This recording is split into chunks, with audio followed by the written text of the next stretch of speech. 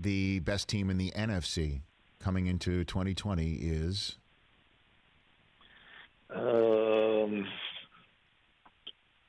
I really fell in love with San Francisco last year, and I picked them to win the Super Bowl. And I was so smug sitting up in the stands, just feeling like I swear, Rich, I was like, I told everybody this is what was going to happen. They were going to, it's just one of those, I didn't really say it out loud. I just was kind of sitting there going, you are such a genius. And then it just all went so south.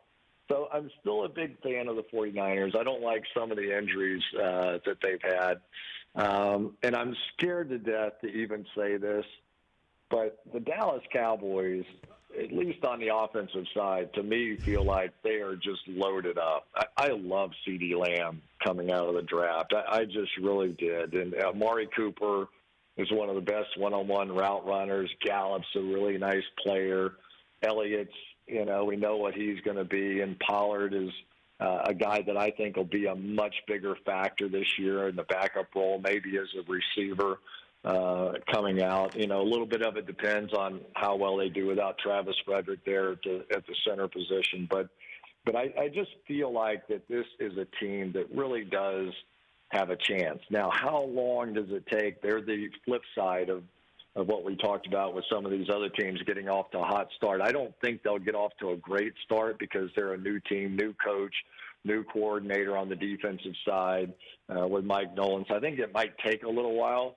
But I see no reason that the Cowboys can't be really tough come the end of it. Wow.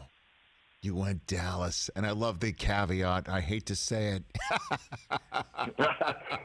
Because everybody in the world either loves or hates Dallas, but I look at them. I love teams built around their quarterback and their receivers, and you just get the feeling that Dak's gotten a little bit of money now, and yet he still didn't get the contract, so he's got a little bit of that chip on his shoulder. And, man, I watched every pass this guy threw this past season, and I'm just going, man, he's a lot better than people give him credit for, and he's that right blend.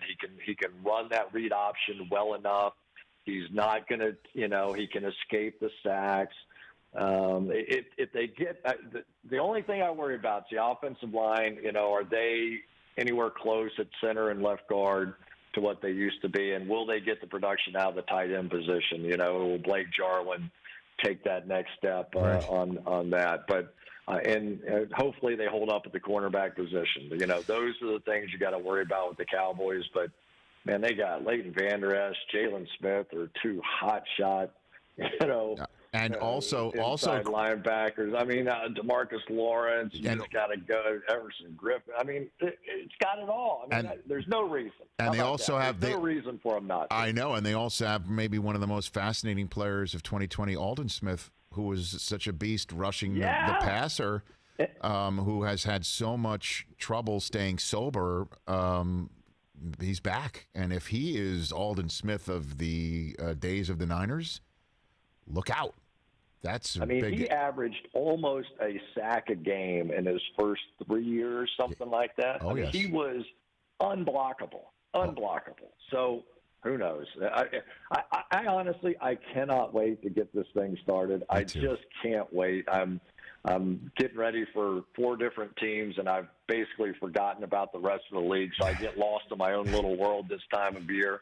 But I can't remember a time that I felt this amped up about the beginning of a season. And I know there's a million things to be worried about in this world in 2020, which is the worst year in the history of my lifetime anyway. And there's so many different things that we need to solve as a society, and I get all that. But I also get that as depressing as the first half has been, I'm hoping the NFL and the NFL players with what they're doing to try and improve our society and our culture as a whole just lead us out of it and at the end of 2020, and I'm excited about it. +1, Chris. Hey, you watched all the way to the end. Thanks for that. Watch more right here.